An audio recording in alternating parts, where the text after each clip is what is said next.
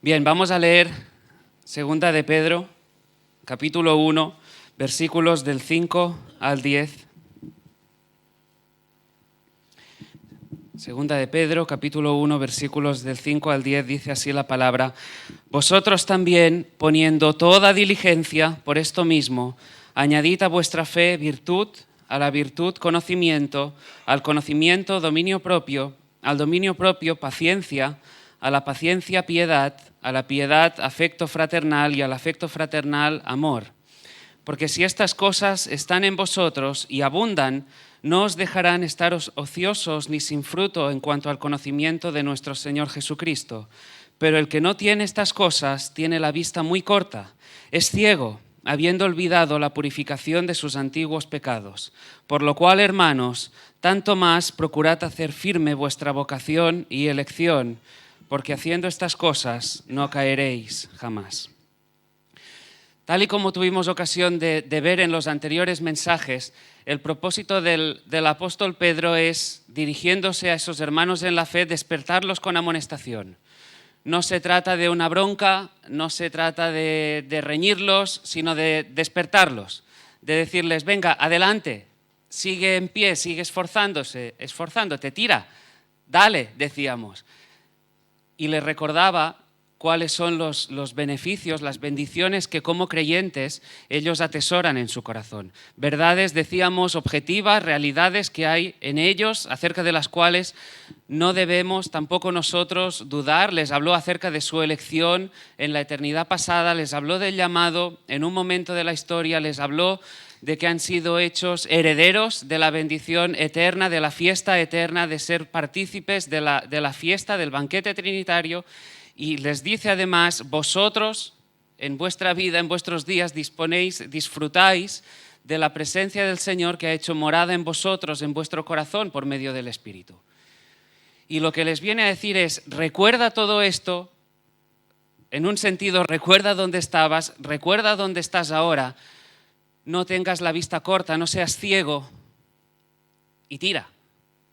En base a todo esto, en base a la esperanza que el Señor ha puesto en tu corazón, sigue adelante, vive la vida cristiana, una vida que está llena de bendición, una vida que está llena de plenitud, una vida de gozo abundante, vida abundante, no a ratitos, vida abundante. Pero para eso hay que vivirla a full, como dirían algunos, con el corazón ardiendo. No se vale vivirla de cualquier forma, con frialdad, con tibieza, sino que hay que estar con un corazón que arda. La pasión es necesaria. Y en este sentido es que Pedro viene a despertarlos con amonestación. ¿Por qué? Porque sería una lástima. Era una lástima para estos hermanos y sería una lástima para la iglesia de hoy, que disfrutando de todas estas bendiciones en nosotros, de la esperanza que el Señor ha puesto en nosotros, por la eternidad, vivamos aquí de una manera trágica, mendigando espiritualmente, como decíamos, sin más. La vida cristiana está diseñada para que la vivamos, valga la redundancia, a una plenitud. Y por eso les dice: recuerda todo esto, ahora ejercítate, ponte en marcha, levántate, porque para añadir a esa fe que el Señor os ha regalado, esa fe salvífica, esa fe, ese corazón tierno, creyente, para añadirle determinadas virtudes, esas virtudes que Pedro les recuerda, empezó, y eso es lo que estuvimos considerando: la virtud, el conocimiento, el dominio propio, la paciencia, la piedad, el amor fraternal, el amor. Para hacer todo esto, que son resultados de la gracia del Señor en cada uno de nosotros, es necesario que nos ejercitemos.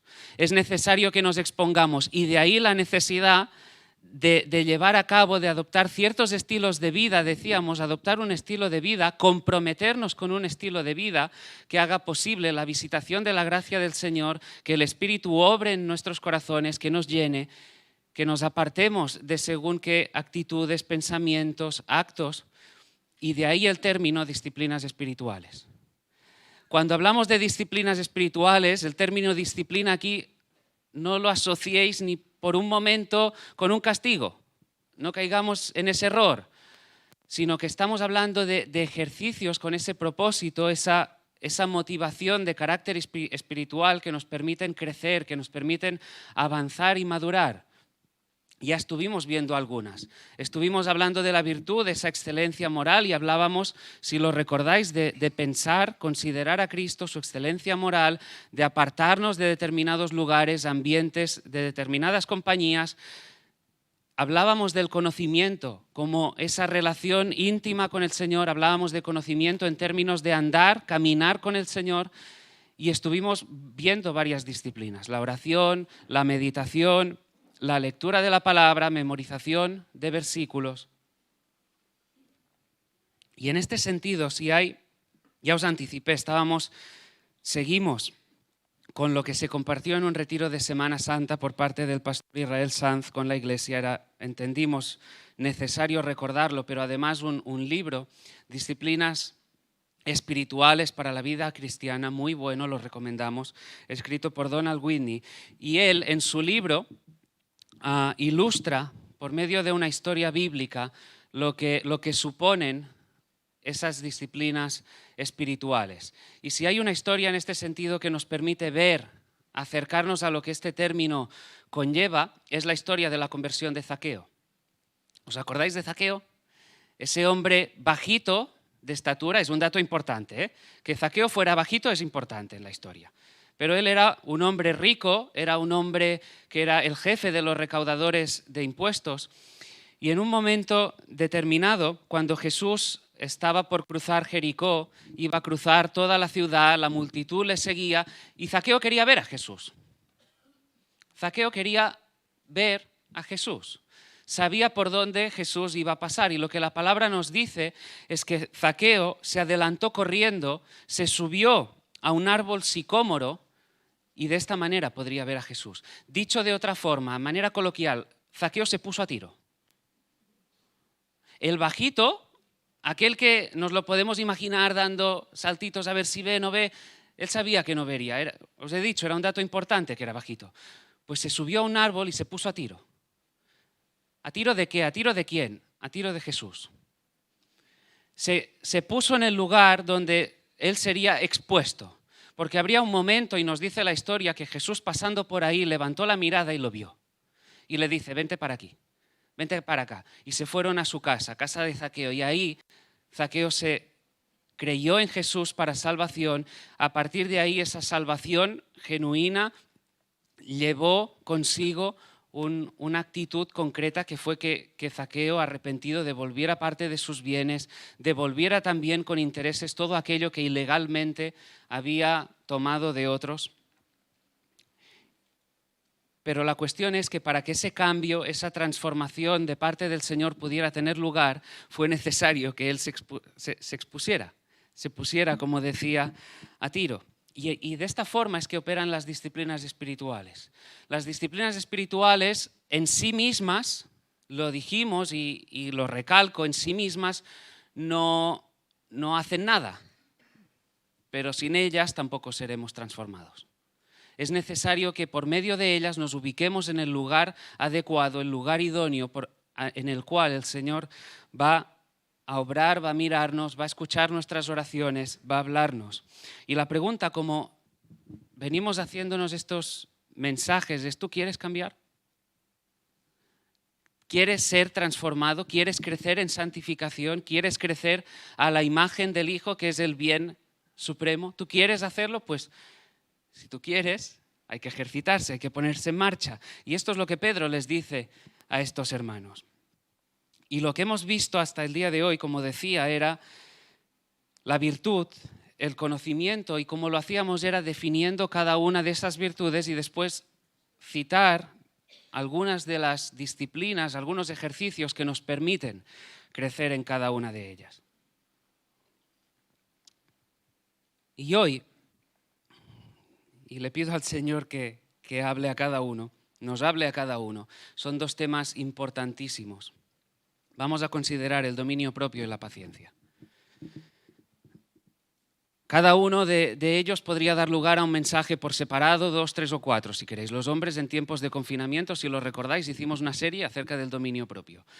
Podría dar por mucho, pero para tratar de condensar, de tratar de cerrar en este mes de julio, quizá la segunda quincena de agosto, esta serie, he considerado oportuno tratar a ambos, también por la relación que puede haber entre ellos, la relación en las disciplinas que en cada uno de ellos podemos ejercitarnos. Dice el versículo 5, poniendo toda diligencia, por esto mismo, añadid a vuestra fe virtud, a la virtud conocimiento.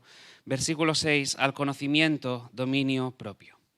En primer lugar, vamos a empezar, como decíamos, con una definición. ¿Qué es el dominio propio? El dominio propio es la virtud que nos da control sobre nuestras pasiones, nuestros deseos, las inclinaciones de nuestro corazón. Y en este sentido todos estamos expuestos a una batalla dentro de nosotros, a una serie de impulsos que se levantan para que actuemos, pensemos de una determinada manera. Fijaros cómo lo dice el apóstol Santiago. Cuando alguno es tentado, no diga que es tentado de parte de Dios, porque Dios no puede ser tentado por el mal, ni Él tienta a nadie, sino que cada uno es tentado cuando de su propia concupiscencia es atraído y seducido. Como decía, es una batalla sin tregua a la que todos estamos expuestos. Todos, cada uno es tentado. Cada uno de nosotros tiene sus deseos, sus impulsos en nuestro interior.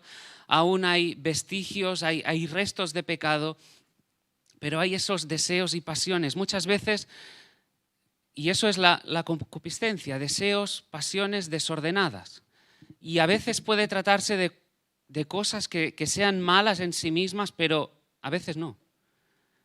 Amar a un cónyuge, amar a un hijo son cosas buenas, ¿verdad? Pero si amamos más que al Señor, ahí hay un desorden en los afectos.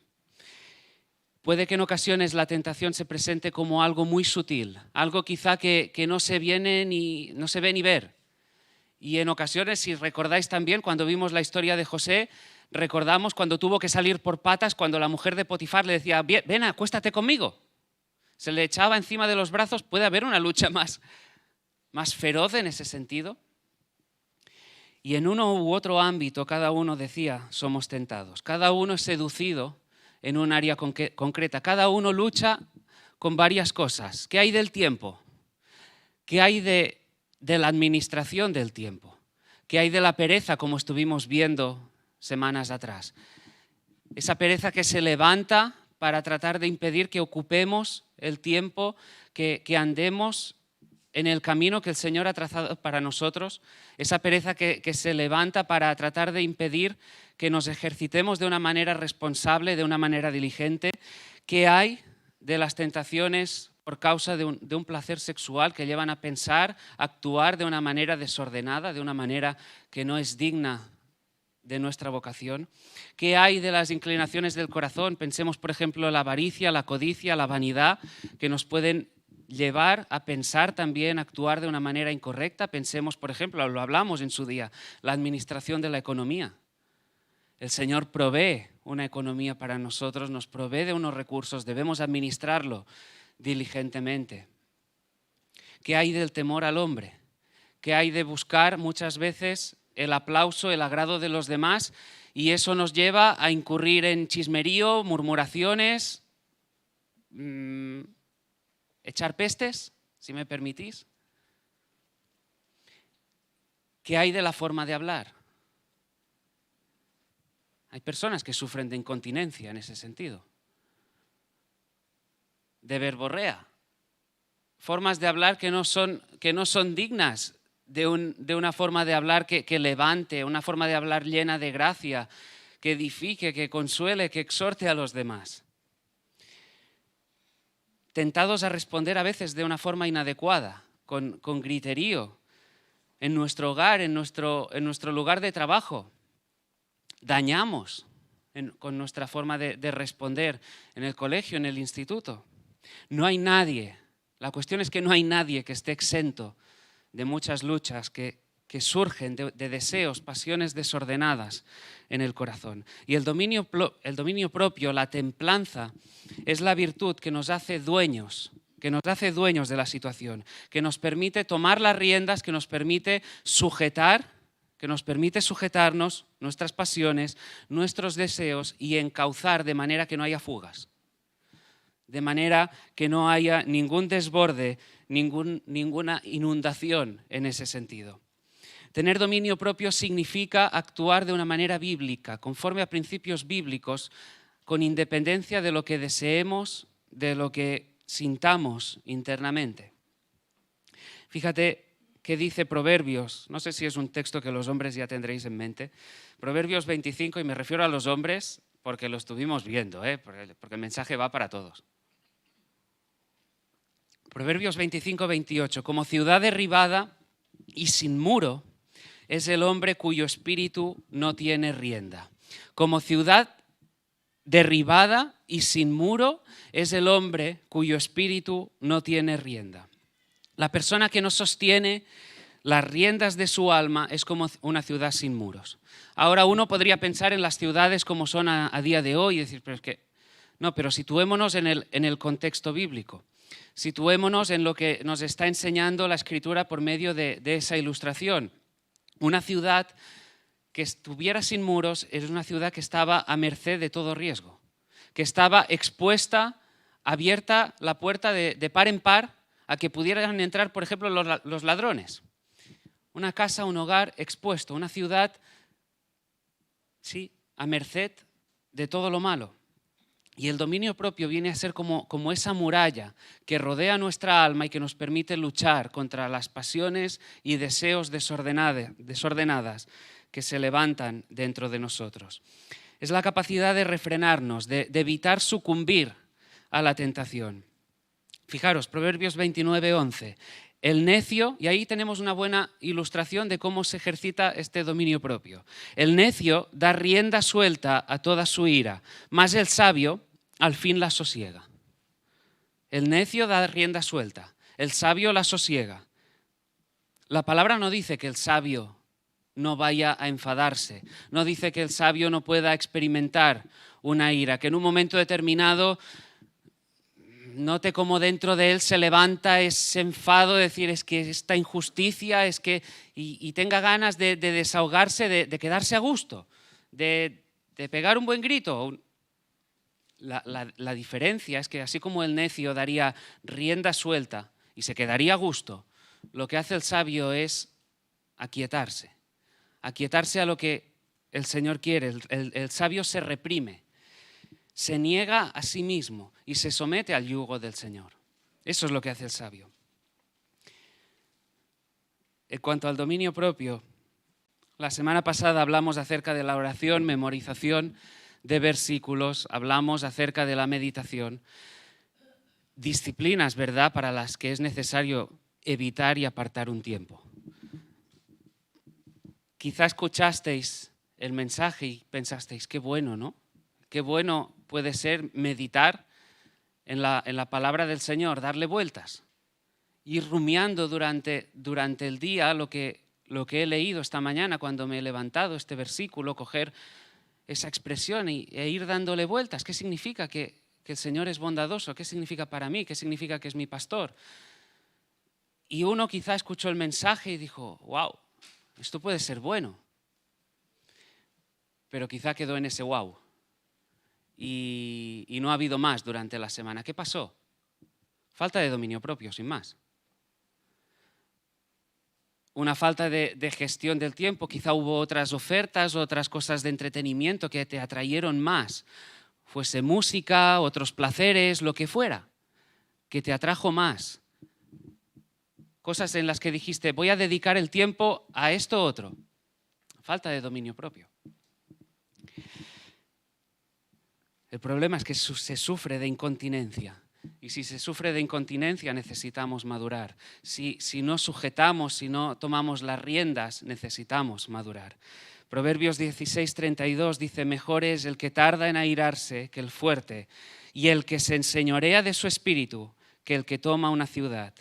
En la versión Dios habla hoy, dice, más vale vencerse uno mismo que conquistar ciudades. Fijaros, más vale vencerse uno mismo que conquistar ciudades.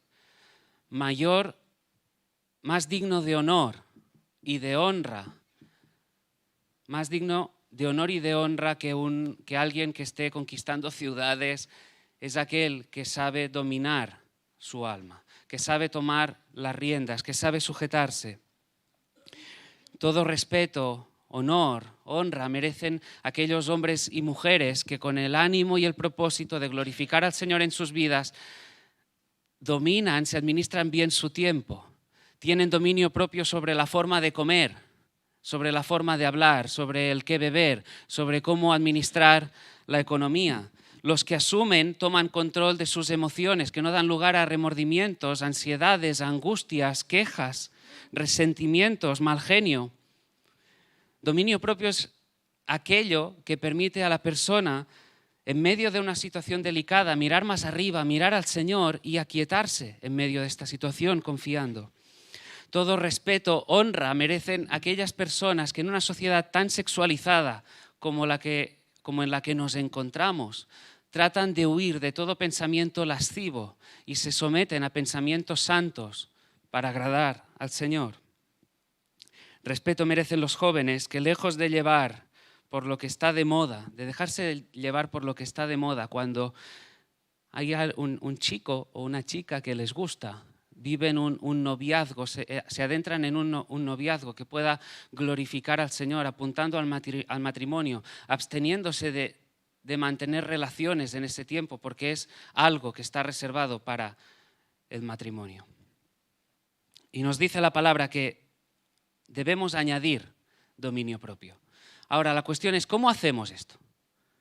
¿Cómo se hace esto de añadir dominio propio? Porque lo que hemos hablado es que todas estas virtudes son el resultado de la gracia del Señor en cada uno de nosotros. Y si acudimos a Gálatas 5, versículos 22 y 23, donde se nos habla del fruto del Espíritu, ahí se cita el dominio propio. Se dice, el fruto del Espíritu es amor, gozo, paz, paciencia, benignidad, bondad, fe, mansedumbre y templanza, dominio propio. La templanza es el dominio propio. Entonces, si el dominio propio es una virtud que es fruto del Espíritu, entonces, ¿cómo va? ¿Cómo va todo eso? Claro, en primer lugar necesitamos que el Espíritu esté en nosotros, que el Espíritu esté reinando en nosotros, y en la medida que somos llenados por el Espíritu, hay ese fruto en nosotros. Ahora, si el fruto, como decíamos, es ese resultado de la gracia de Dios, pero a su vez nos dice añadid, ¿cómo lo hacemos? Aquí hay esa distinción que una vez más debemos recordar entre regeneración y santificación. En la regeneración, aquí nosotros somos completamente pasivos. Cuando nosotros nacemos de nuevo, cuando el Señor viene y transforma nuestro corazón, cuando nos da un corazón creyente, aquí el Espíritu irrumpe y nosotros ahí no tenemos ninguna participación. Sin embargo, en la santificación, nosotros hemos sido santificados, hemos sido apartados, pero estamos en un proceso de santificación. Ahí sí vamos creciendo, ahí sí tenemos una responsabilidad. El Señor produce el querer como el hacer, pero nosotros nos ocupamos también en nuestra salvación. Nosotros tenemos una responsabilidad a la hora de crecer. Así que el dominio propio es una virtud que Dios, a través del Espíritu, nos da, pero nosotros también colaboramos en crecer en esa virtud. Ahora, ¿cómo hacerlo?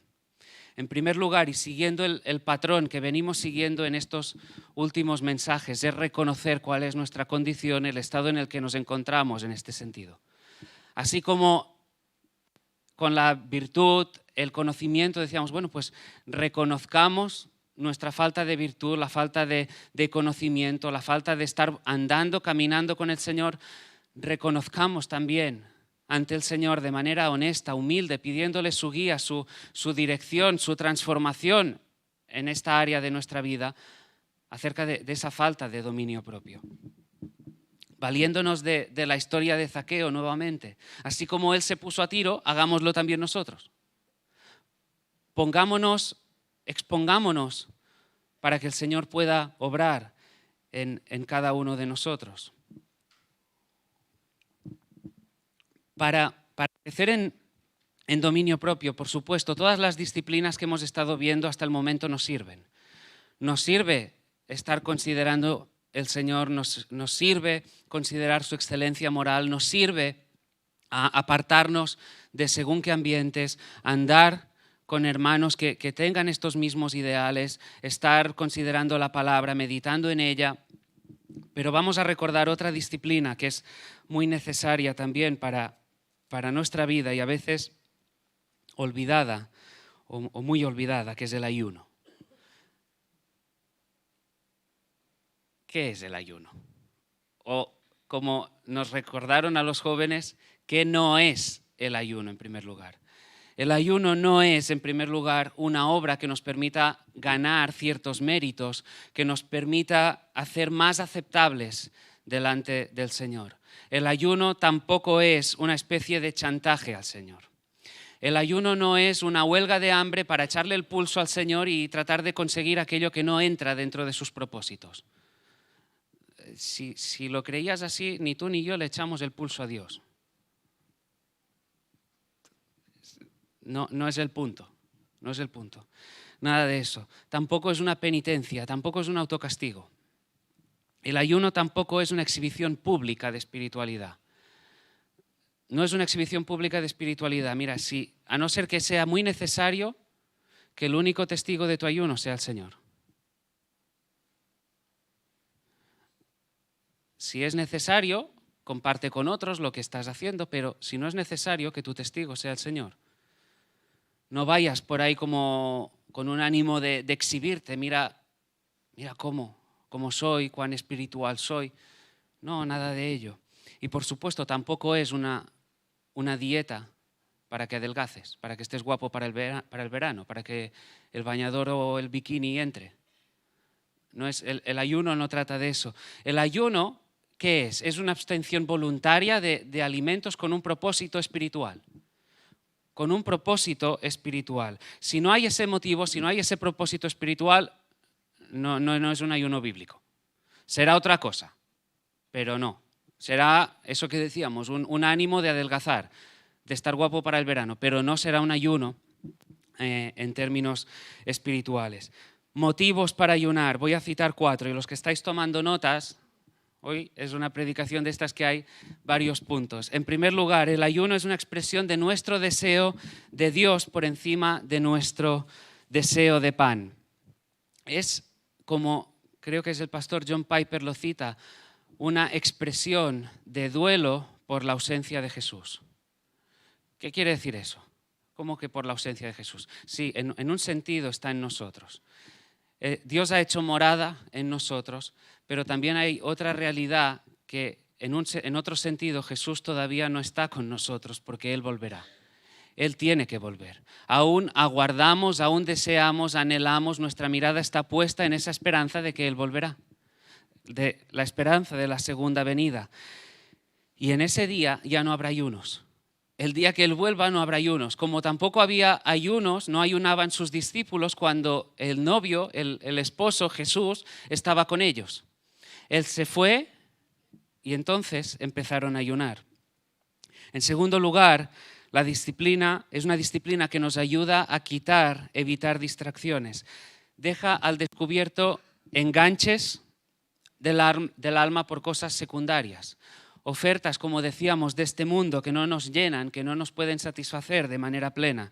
John Piper lo expresa así: normalmente reconocemos a Dios en sus buenos dones y convertimos su disfrute en adoración y le damos las gracias. Sin embargo, de vez en cuando necesitamos probarnos para ver si hemos empezado a amar los dones en lugar de a Dios.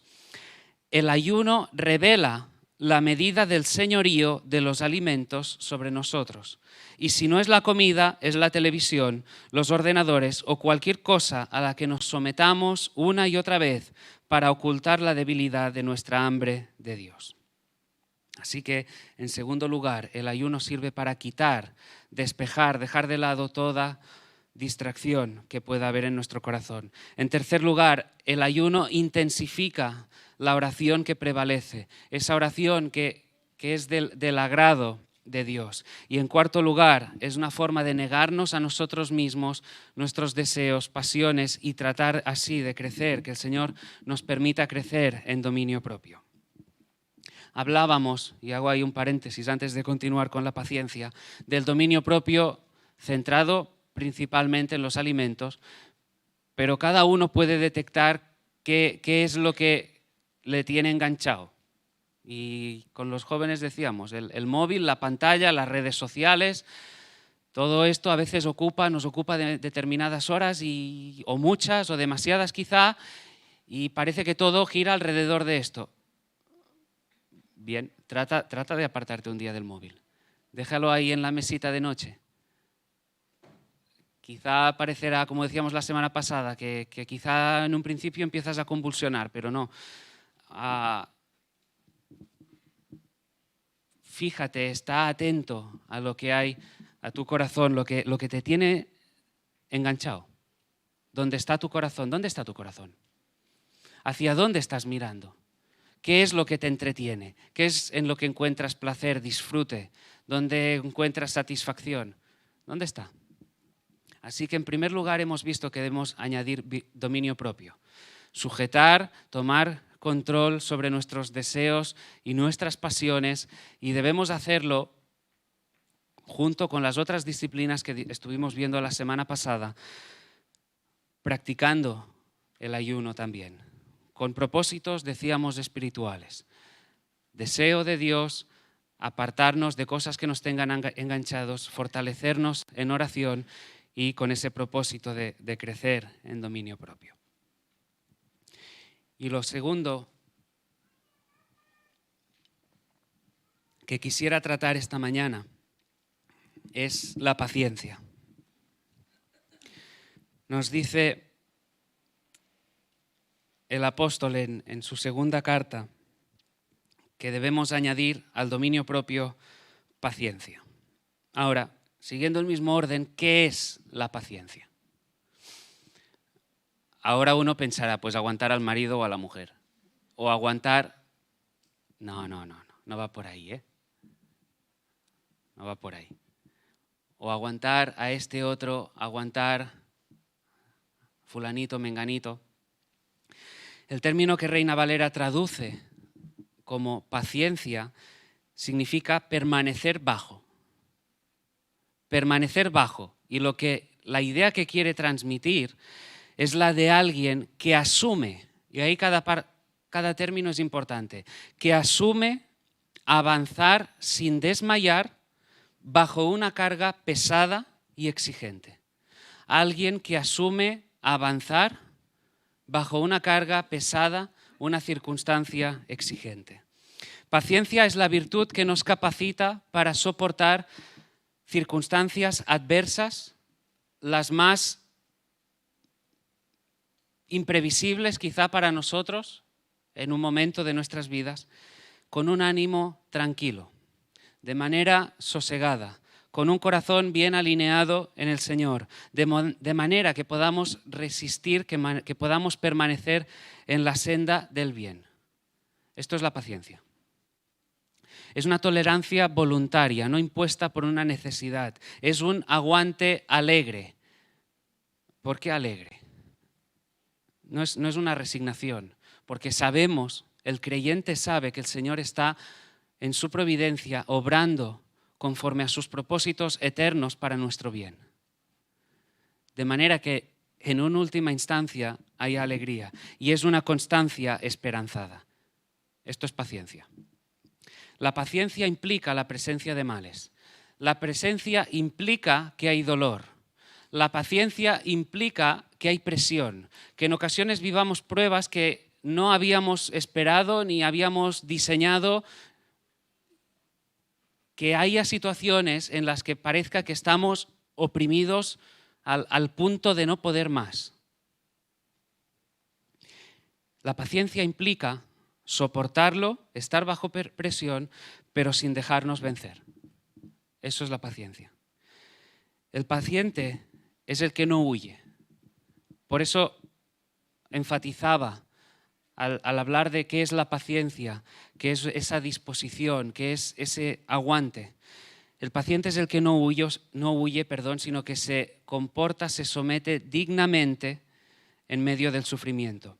El paciente es aquel que piensa, a pesar de las dificultades, mirando más allá, pensando en el Señor, buscando qué es lo que Él quiere hacer en medio de esta situación. Buscando la voluntad del Señor, sabiendo que Él es Rey y que Él gobierna. El paciente es aquel que puede decir esto me oprime, esto me es pesado, esto no lo esperaba, esto es una carga tremenda, pero lo asumo. Ese es el paciente. Me hago cargo de ello. Ese es el paciente.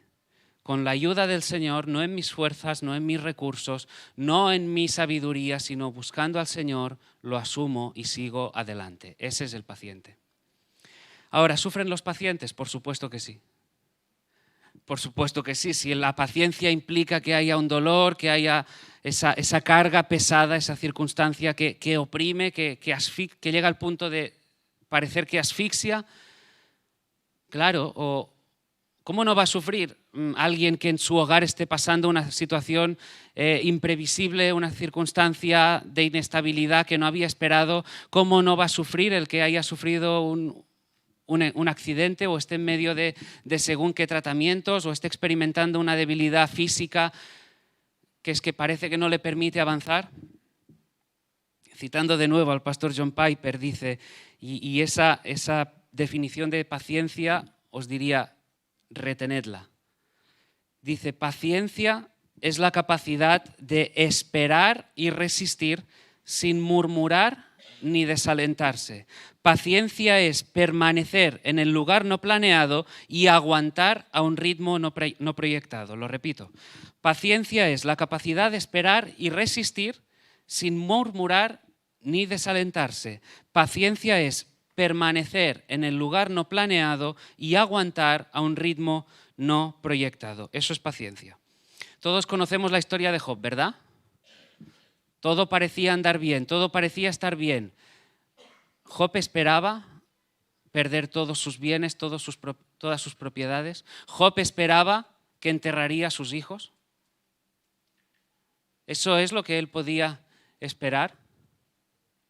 Job esperaba que esa mujer que tenía a su lado, esa esposa, se convertiría en una suerte de arma afilada que vendría de parte de Satanás,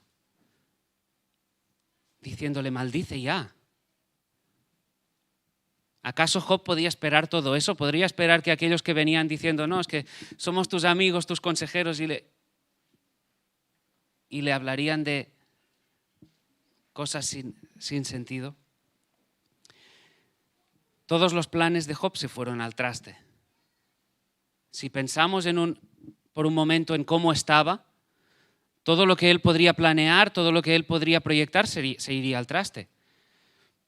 Sin embargo, Dios lo llevó al lugar no planeado y lo llevó a permanecer a un ritmo que él no había proyectado, haciendo uso de esa definición que hemos leído. Y a pesar de todo eso, en medio de la calamidad, Job dijo, he aquí, aunque él me matare, en él esperaré. Aunque él me matare, en él esperaré.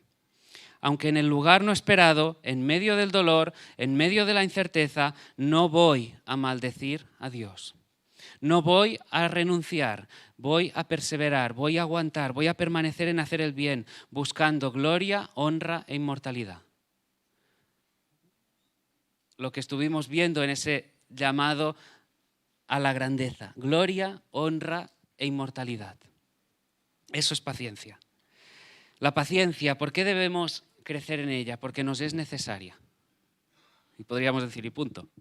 Necesitamos, cada uno de los de aquí necesita crecer en paciencia. Y tú me dirás, bueno, ¿y por qué? Mira, muy sencillo, y es a través de una pregunta. ¿A todos aquí os ha salido todo como esperabais? ¿Estáis viviendo aquí ahora la situación que esperabais años atrás, viviendo la vida que vosotros os habíais dibujado en vuestros proyectos, vuestros sueños? Me atrevo a decir que no. No hace falta ni que gesticuléis con la cara, ni que lo expreséis verbalmente. Me atrevo a decir que no. Que ninguno de los de aquí está viviendo hoy la situación que esperaba, ya no digo 10, sino 5, quizá un año o ayer. Definitivamente hay situaciones que han escapado a nuestro control. Hay situaciones que no hubiéramos ni imaginado para nosotros. Que cuando todo parecía ir bien, ahora se ha desdibujado. Que uno dice, es que yo... Inestabilidades, contratiempos, demoras, frustraciones, circunstancias familiares que te desubican en un sentido, que podrían desubicarte. No planeaste. Dificultades en el hogar, en el matrimonio. Y ya no hablo ahora de matrimonios incrédulos, sino estoy hablando quizá de matrimonios que hicieron el pacto años atrás y no esperaban que hoy estarían viviendo un matrimonio que no está siendo un reflejo de la relación entre Cristo y la Iglesia. Y uno no lo esperaba. Quizá hay hombres y mujeres aquí que su marido, su mujer no es creyente y hace 5 años o días, ya no ha pasado, yo es que pensaba ya que por lo que el Señor haría o lo que yo le testificaría, ya estaría aquí. Ya estaría aquí con un corazón entregado, alabándole, buscándole, y parece que aún no llega.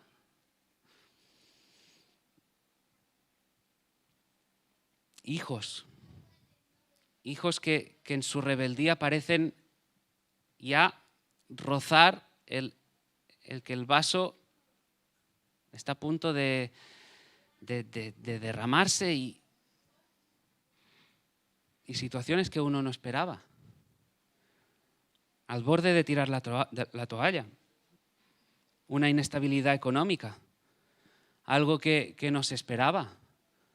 Un cambio, una variación en el trabajo, una pérdida en este sentido que no se esperaba. Es decir, no, es que yo tenía según qué carreras y ahora no esperaba. Circunstancias que parecen llevar a gritarte, es que no hay quien lo aguante. Es que no. Pérdidas de personas alrededor. ¿No llegaste a pensar tampoco que te llegaría esa debilidad quizá física tan temprano? Y decir, es que ahora, eso, es que mi agenda parece que la rige el médico, no el Señor. Y uno ahí podría atascarse. En definitiva, estar en un lugar inesperado, alejado de proyectos que teníamos. Y ahí necesitamos paciencia. Necesitamos paciencia, necesitamos aguardar en esa situación confiando en el Señor. Ese es el punto, ¿eh? Es mirar más arriba, tener el corazón bien aquietado, bien alineado con el Señor. El autor de Hebreos nos llama a correr con paciencia la carrera que tenemos por delante. Correr la carrera con paciencia, con perseverancia, sin desmayar. Sigue diciendo, puestos los ojos en Jesús, el autor y consumador de la fe. Lo que te viene a decir es no lo dejes, no pares, sigue adelante, sigue corriendo, que has caído, levántate.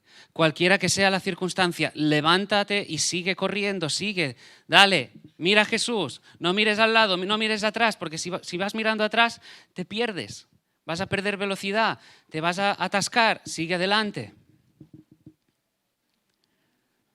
Sigue corriendo con perseverancia. Hay una nube de testigos, no una nube de testigos en el estadio que te están aplaudiendo, sino testigos, que héroes de la fe que nos testifican acerca de una manera de vivir muy concreta, en quienes podemos ver cuál fue su historia y animarnos nosotros también en nuestra historia, en el tiempo que vivimos.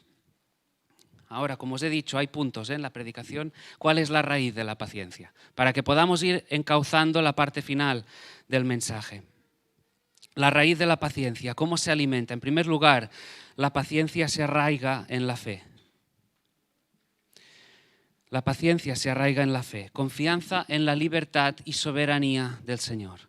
Confiar en que Él es Rey. Confiar en que nada ni nadie puede estorbar, limitar, impedir sus planes, sus propósitos eternos, planes y propósitos buenos. Ahí se arraiga la paciencia en primer lugar.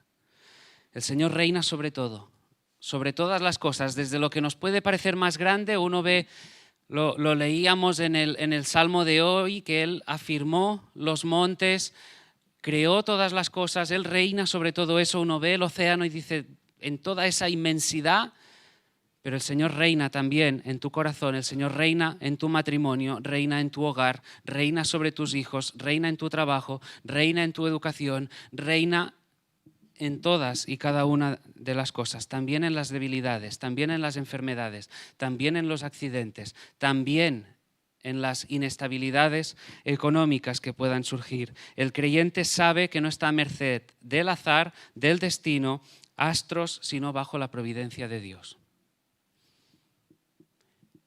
Como dijo J.I. Packer, bajo la incesante actividad del Creador, por medio de la cual, en abundante gracia y benevolencia, sostiene a sus criaturas en una existencia ordenada, guía y gobierna todos los eventos, circunstancias y actos libres de los ángeles y los hombres, dirigiendo todas las cosas a un único propósito, su gloria eterna, su propia gloria.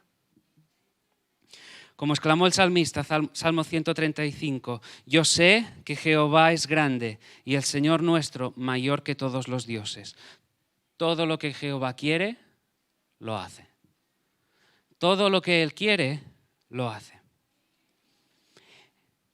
Él gobierna y lo que debemos buscar es que Él se glorifique en las situaciones. Estos días lo hablábamos con mis hijos en casa y mi hijo me preguntaba, bueno, ¿y cómo aconsejar en esta situación cuando alguien está pasando por un mal momento, hay una circunstancia que se ha presentado, algo inesperado? ¿Cómo aconsejarle? Bueno, en primer lugar, apuntemos a la soberanía del Señor, apuntemos a su bondad, apuntemos a sus propósitos, apuntemos a que todo, al fin y al cabo, redunda para su gloria. En una enfermedad, lo hemos dicho, la paciencia está sujeta a que haya estas situaciones, ¿verdad? Dolores, pérdidas, enfermedades. Lo que buscamos es que Él se glorifique, sabiendo que hay poder para sanar en un momento determinado, que si hay alguien aquí que está sufriendo una enfermedad, puede salir de aquí siendo ya completamente sano, que el Señor sigue obrando de manera milagrosa en el día de hoy. Pero ¿y si no? ¿Y si no hay sanidad? ¿Y si la persona que está padeciendo esta enfermedad no se sana? ¿Y si no? ¿Y si fallece? Sea joven o ya más adulto. El punto es que el Señor sea glorificado. El punto es poder mirar, como decimos, más allá, no con un corazón egoísta, sino pensar, ¿y cómo se ha glorificado el Señor en esta situación? Yo en estos días, mi hija sigue de vez en cuando, y mi hijo también, pensando en su abuelo, y le dije, mira, es una situación que sufrimos, es una pérdida de la que hoy, todavía hoy lloramos, pero le damos gracias al Señor, porque, claro, no está ya con nosotros, pero sabemos dónde está. Y como me refiero a él, me puedo referir a cualquier otra persona joven que quizá haya perdido la vida y que sea de las personas que estaban a nuestro alrededor. Hijos, padres, hermanos. Y uno puede pensar, ¿será que quizá en la bondad del Señor, mira, se lo ha llevado, le ha evitado vivir según que tenemos que darle al coco? Tenemos que darle al coco pensando de una manera bíblica, buscando al Señor. Hay un ejemplo que también quería citaros. Por ejemplo, en el atasco que todos experimentamos a veces en una carretera, ¿verdad? Si supiéramos que ese atasco es la forma que el Señor ha utilizado para que no pasásemos por esa curva en la que 5 minutos antes ha tenido lugar ese accidente brutal, desastroso, que ha conllevado la pérdida de un número de personas, le daríamos las gracias, ¿no es así?, por ese atasco. Diríamos, qué bien se está aquí paradito en el coche, mira. No refunfuñaríamos, no nos quejaríamos. Ahora, ¿qué ocurriría si un cristiano hubiese salido 5 minutos antes? Si alguien que cree en el Señor sale 5 minutos antes y llega a esa curva. Llega a esa curva y tiene el choque. Y se ve y se encuentra ahí postrado en cama con unas lesiones, unas secuelas de por vida. Uno puede vivir instalado en la queja o puede vivirlo de una manera distinta, pensando que puede ser la manera en que el Señor tiene de tratar con su vida, de acercarlo a Él, de permitir que así pueda crecer a su imagen y a su semejanza. Esa es la forma. Paciencia. Iglesia, necesitamos saber que todo está en las manos, bajo el control del Señor. Y en eso debemos descansar, del Rey, del que es Señor de señores. Y el punto es que confiemos, confiar. Esa es la cuestión. Sí que estamos expuestos, y lo repito e insisto, a sufrimientos, cosas que no esperábamos, debilidades, pero el paciente es el que dice, aguanto. Aguanto no en mis propias fuerzas, sino en aquel que hace que la carga pueda aguantarse y pueda seguir adelante. Así que en primer lugar, la paciencia se arraiga en la fe. En segundo lugar, y más brevemente, en la esperanza. La esperanza alimenta la paciencia. La paciencia está preñada, por así decirlo, de esperanza. Sabemos, la esperanza es esa virtud implantada por el Espíritu en el corazón del creyente que nos permite saber que Él cumple sus planes, sus propósitos, que Él cumple todas y cada una de sus promesas. La esperanza cristiana está llena de certeza. Algo que repetíamos y veíamos hace unos mensajes. La esperanza está llena de certeza. No es un, bueno, quizá dudo. No, lo sé. Lo sé. Eso es esperanza. Y en tercer lugar, la paciencia se arraiga en el amor. El amor alimenta la paciencia. El amor cristiano es la gracia impartida por el Señor, por el Espíritu, para desear y buscar a Dios por encima de todas las cosas. No como un medio, no como alguien a través del cual conseguimos, sino como el bien supremo, el tesoro máximo, supremo de nuestro corazón. Ahora, ¿cómo añadir paciencia? Si estás impaciente, y por eso os he dicho, era necesario que viéramos esos 3 puntos, y los recuerdo. La paciencia se arraiga en la fe, en la esperanza y en el amor. Si estás impaciente, empieza por reconocer tu falta, empieza por reconocer tu falta de fe, empieza por reconocer tu incredulidad, empieza por reconocer tu falta de esperanza, empieza por reconocer tu falta de amor. Si estás impaciente, reconoce y confiésalo. Reconoce y confiesa que no has creído. No estoy hablando en un sentido de creer para salvación, sino creer en que el Señor está obrando, que el Señor reina, gobierna en todas las circunstancias, desde lo más grande hasta lo más pequeño, que Él es soberano. Empieza por reconocer que no has creído en eso. Empieza por reconocer que quizá pensás, no, es que reinará sobre este otro, quizá sí. No, Él gobierna sobre todo.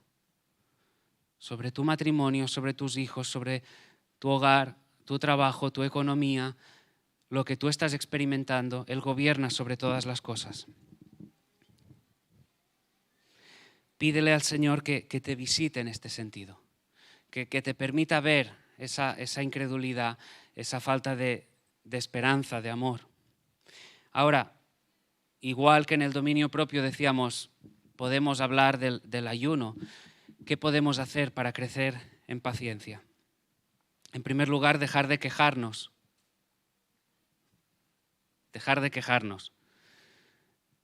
Y mirar al Señor, alabarle, agradecerle, cantarle. Identifica cuáles son tus quejas, porque nos quejamos, ¿eh? Ya sea que lo manifestemos con la boca, con un soplido, o que ya refunfuñemos en nuestro interior. Piensa, vigila en tus pensamientos. ¿Qué es lo que te hace levantar una queja? ¿Qué ha levantado una queja en ti en los últimos días, en tu corazón? ¿Qué situación te ha hecho quejar? Ataca tus quejas. Ataca, no les des tregua. No les des tregua, cambia el chip, pensemos en la soberanía del Señor. Pensemos que Él preside, como hemos orado y cantado en esta mañana también, que Él preside, Él aquieta todo tipo de aguas. En segundo lugar, no descuides el culto congregacional. Vamos, venir el domingo. No descuides el culto congregacional. Como dice el salmista, el Señor habita o se sienta entre las alabanzas de su pueblo. No lo descuides. Dicho de otra forma, organiza tu semana en base al Señor. Organiza tu domingo partiendo, en primer lugar, que tienes que dedicar ese día también a Él, que hay una convocatoria para reunirte, para alabar junto con la iglesia, escuchar el mensaje a través del cual vas a ser edificado. Organiza tu agenda en base a eso. Que tu agenda no se organice en base al fútbol de los niños, o al básquet, o los cumpleaños de no sé quién, o los encuentros familiares con no sé...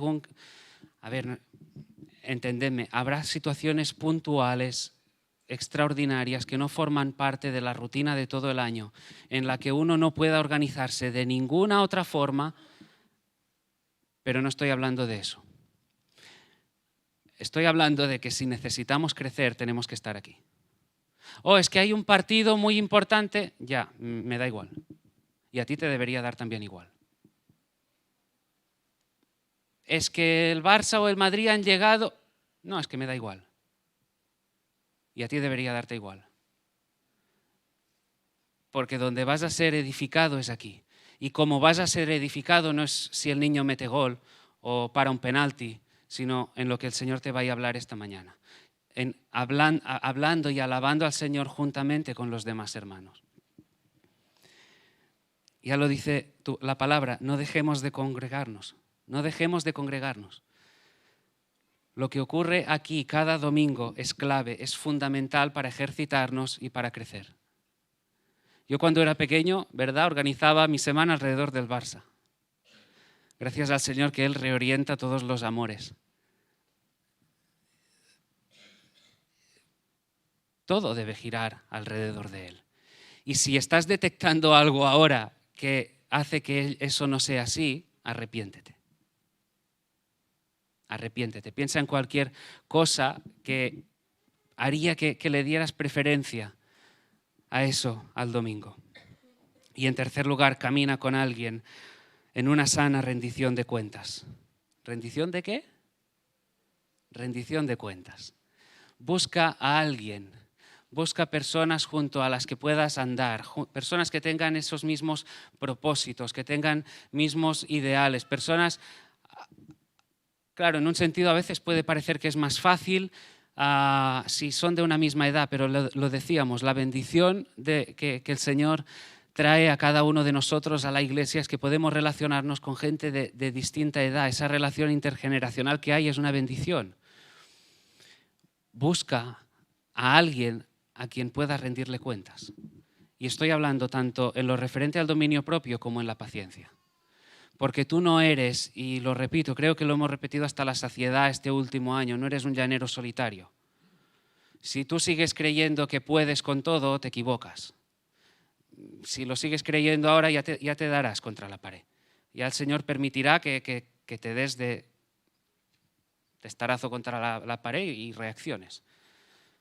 Nos necesitamos. Esa es la cuestión. Rendir cuentas, que es que si viene alguien y me dice, Xavi, es que estoy luchando contra eso. Vamos a hablarlo, voy a aconsejarte de eso, voy a tratar eso. Pero espera que dentro de una semana te pregunte, quizá cuando menos lo esperas, oye, ¿cómo vas de eso? Rinde cuentas. Todos necesitamos tener personas maduras alrededor a quienes podamos pedir consejo, a quienes podamos decir, mira, es que estoy luchando contra eso. En mi debilidad he vuelto a caer con eso, ya sea por una falta de dominio propio, ya sea que el corazón está desubicado, desalentado, no mira al Señor y estoy inquieto, estoy ansioso. Personas que puedas tener alrededor que te aconsejen y a quienes puedas expresar cómo estás. En Eclesiastés 4, versículos 9 y 10 dice, mejores son dos que uno, porque tienen mejor paga de su trabajo, porque si cayeren, el uno levantará a su compañero, pero ay del solo, que cuando cayere, no habrá segundo que lo levante. El Espíritu Santo, Iglesia, nos llama a crecer en paciencia. Nos llama a crecer en paciencia y nos llama a hacerlo examinando cómo está nuestro corazón. Nos llama a hacerlo habitando en medio, estando en medio del pueblo de la Iglesia del Señor y, en tercer lugar, a rendir cuentas. El mensaje de hoy, os diría, tenía esa carga en ese sentido. Creo que es importante para cada uno de nosotros en el tiempo en el que estamos viviendo. Porque si hay áreas, hay dos virtudes que pueden flaquear, que pueden hacer que nuestro corazón esté inquieto, esté sin rienda, son precisamente esas dos. Derivado también de una, como veíamos el otro día, ¿no?, de una falta de conocimiento, de andar con el Señor, pero necesitamos crecer tanto en dominio propio como en paciencia. Y en el mensaje de hoy creo y espero que el Señor en su gracia haya permitido que cada uno recibiera el llamado de ver en qué está flaqueando, cuáles son las debilidades, dónde hay una falta de dominio propio, en qué área concreta. O en la paciencia, ¿qué es lo que provoca esa inquietud? ¿Qué es lo que provoca mi queja? Que lo podamos ver, que en la gracia del Señor podamos verlo, reconocerlo y confesar nuestras faltas y pedirle su apoyo, pedir su guía, su dirección, que Él nos refuerce, que Él nos levante, poner nuestra mirada en Él y abrazar todas esas disciplinas que hemos estado viendo que nos permiten crecer y avanzar hacia la madurez.